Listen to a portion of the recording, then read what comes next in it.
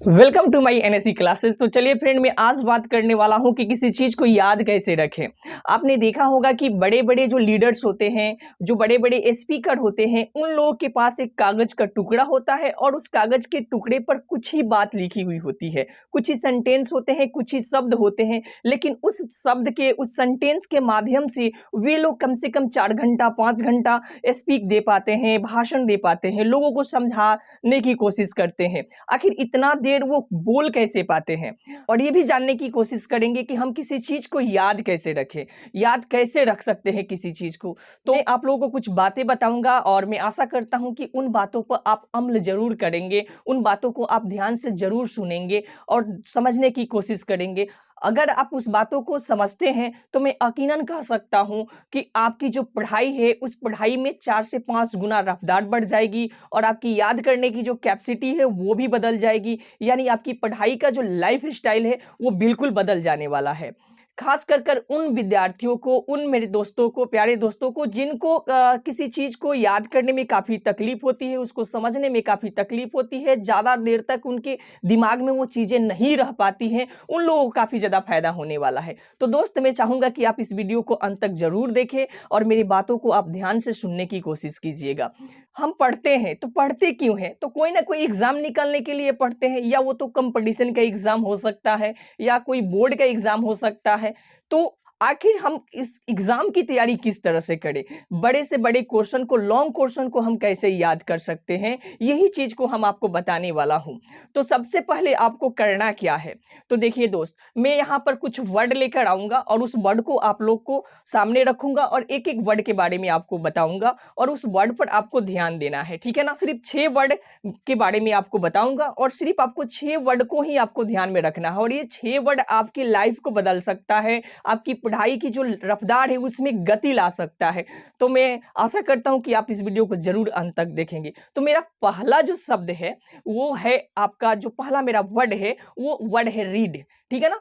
Read का मतलब, मेरा कहने का तात्पर्य ये है कि आप किसी भी चीज को पढ़ते हैं तो आप सिर्फ पढ़े ही नहीं बल्कि उसको ध्यान से पढ़े और पूरे गहराई से उसको पढ़ने की कोशिश करें, एक एक लाइन को ध्यान से पढ़े, डीपली पढ़े, उस शब्दों को समझने की कोशिश करें, तभी आप आगे की शब्दों को समझने की कोशिश कीजिए, ठीक है ना। उसके बाद 1 2 3 4 लाइन इस तरह से आप पढ़ते जाइए, जब तक एक लाइन आप समझ नहीं जाते तब तक आपको दूसरे लाइन में नहीं जाना है, ठीक है।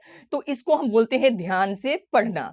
फिर पढ़ने के बाद आपको एनालाइज करना है, यानी आप जो भी पढ़े हैं उसको एनालाइज करना है। एनालाइज करने का मतलब, ये मेरा दूसरा वर्ड है। एनालाइज करने का मतलब ये हुआ कि आपने जो पढ़ा है उससे आपने क्या सीखा, उसके बारे में आपको सोचना है कि मैंने इससे क्या सीखा, क्या समझा, यानी उसका एनालाइज करना है, ठीक है ना।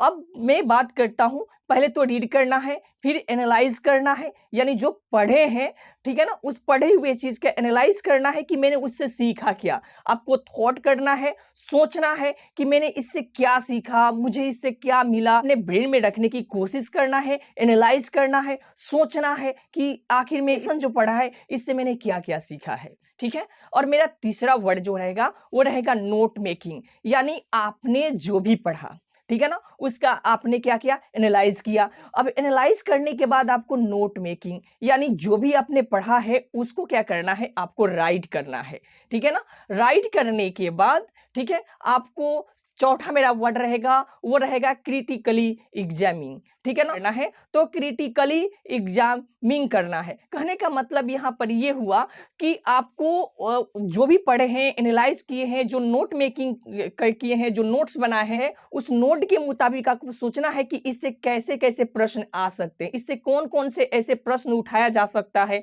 कौन कौन से इससे इंपॉर्टेंट प्रश्न हो सकता है, ठीक है ना। और आपको बोर्ड से रिलेटेड, यानी जो भी प्रतियोगिता है, जो भी कंपटीशन है, आपकी जिस चीज की तैयारी कर रहे हैं, उस तैयारी करने के माध्यम से उसमें किस तरह के प्रश्न पूछा जा सकता है, आप से किस तरह के क्वेश्चन पूछा जा सकता है, उसी से आपको क्या करना है, कुछ सोचना है और उस चीज को बाहर आपको निकालना है, ठीक है ना।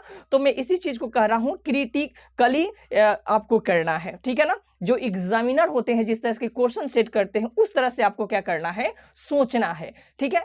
चौथी बात कि आपने क्या किया कि रीड कर लिया, एनालाइज कर लिया, नोट मेकिंग कर लिया, अब क्रिटिकली भी कर लिया कि एग्जाम में कैसे कैसे क्वेश्चन आ सकते हैं, इससे मैंने जो भी पढ़ा है इससे कैसे कैसे क्वेश्चन आ सकते हैं। उसके बाद आपको हेल्प, यानी मेरा हेल्प कहने का मतलब यहाँ पर यह है कि आपने जो भी पढ़ा है, जो भी सीखा है, उस चीज को आपको दूसरे को क्या करना है, बताना है। अगर कोई आपसे पूछता है और नहीं भी पूछता है, आपका क्लासमेट है, तो उसको आप बताने की कोशिश कीजिए। आपसे वीक है तो उसको समझाने की कोशिश कीजिए, और उसको आप समझाने में सक्षम है कि नहीं ये भी आपको जानना बहुत जरूरी है। अगर आप जो सीखे हैं, यानी रीड किए, एनालाइज किए, नोट मेकिंग किए, क्रिटिकली कर लिए, अब उस चीज को क्या कर रहे हैं, आप किसी को समझा दे रहे हैं, तो यकीनन मानिए कि आपको वो क्वेश्चन पूर्ण रूप से याद हो चुका है, उसके हर आंसर आपको याद हो चुका है, क्योंकि समझा वही सकता है जो समझा हो, ठीक है ना। तो एक फायदा ये होगी कि आप वहां पर आपका कॉन्फिडेंस बढ़ जाएगा। जब आप किसी को समझा देंगे तो आपका जो कॉन्फिडेंस है वो बिल्कुल बढ़ जाएगा, और जब आपका कॉन्फिडेंस बढ़ जाएगा तो आप अपने आप से संतुष्ट हो जाएंगे कि नहीं, मुझे ये क्वेश्चन बिल्कुल आ गया है। वो आगे वाला व्यक्ति वो रिवाइज करे या ना करे, उससे कोई लेना देना नहीं, सिर्फ उसको बताना है। इससे बताने से क्या होगा कि आपका कॉन्फिडेंस लेवल और बढ़ेगा। तो मेरा पांचवा वर्ड है हेल्पिंग अदर, या आपको दूसरे को क्या करना है, हेल्प करना है। और आखिरी मेरा वर्ड है ऑप्टिमाइजिंग, यानी ऑप्टिमाइजिंग का मतलब हुआ माइक्रो नोट्स, यानी आपको क्या करना है कि जो भी आपने रीड किया, एनालाइज किया, नोट मेकिंग किया, क्रिटिकली किया, ठीक है ना, हेल्प किया, मतलब जो भी आपने पढ़ा, जो भी आपने नोट्स बनाया है, उस नोट्स का एक संक्षेप नोट्स बनाना है, जिससे वो बातें पूरा याद हो जाए। यानी जो भी आपने बातें याद किया है, जो भी आपने बड़ा सा नोट्स बनाया है, मतलब उस बड़े से नोट से आपको एक छोटा सा नोट्स क्या करना है, बनाना है, ठीक है, जिससे आपको पूरे उस चैप्टर का, जो भी आप चीज की तैयारी कर रहे हैं, उस टॉपिक का हर चीज आपको याद हो सके।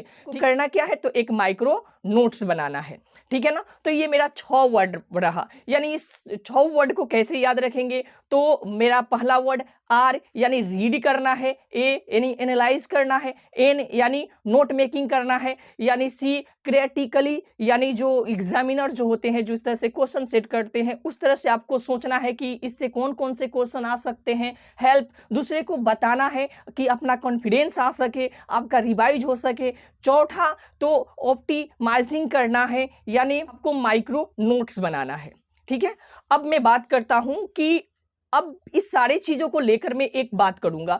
बात मेरा ये रहेगा कि आप जब भी किसी चीज को पढ़ते हैं, कोई भी चीज की परिभाषा, किसी की डिफिनेशन, किसी कहानी को आप याद करना चाहते हैं, जब भी आप कोई चीज पढ़ते हैं, या वो कहानी हो सकता है, या किसी चीज की परिभाषा हो सकती है, डिफिनेशन हो सकता है, और उस चीज को आप याद करने की कोशिश करते हैं, तो दोस्त आपको उस परिभाषा में, उस कहानी में, उस डिफिनेशन में आपको मूल शब्दों को क्या करना होगा, देखना होगा। वो मूल शब्द जिसके बदौलत वो कहानी बन रही है, वो परिभाषा बन रहा है, उन मूल शब्दों को आपको क्या करना है, ध्यान देना है, और उसी मूल शब्दों को आपको याद करके रखना है, क्योंकि वो मूल एक ऐसे शब्द होंगे जो पूरे परिभाषा का निर्माण कर रहे होंगे। तो आपको क्या करना है कि जो भी परिभाषा है, उस परिभाषा में से वो मूल शब्द को क्या करना है, आपको चूज करना है, जिसकी बदौलत उसकी पूरी संरचना, उसकी परिभाषा, उसकी कहानी बन रही है, ठीक है ना। तो उन मूल शब्दों को क्या करना है, आपको चूज करना है।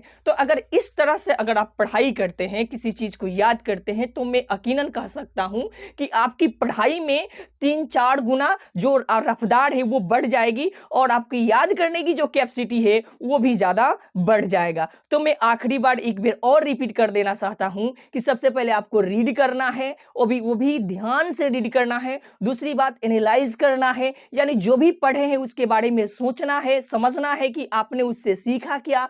तीसरी चीज कि आपको नोट मेकिंग करना है। चौथा चीज जो है वो क्रिटिकली एग्जामिनर, यानी एग्जाम में किस तरह के क्वेश्चन इससे आ सकते हैं, वो और आपका पांचवा हेल्प करना है, किसी को मदद करना है। और चौथा यानी माइक्रो नोट्स बनाना है, यानी ऑप्टिमाइजिंग करना है, एक छोटा सा नोट्स बनाना है।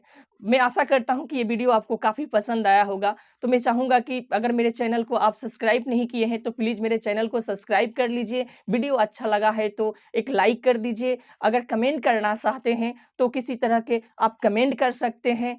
तो थैंक यू फॉर वॉचिंग। फिर मिलते हैं अगले वीडियो में।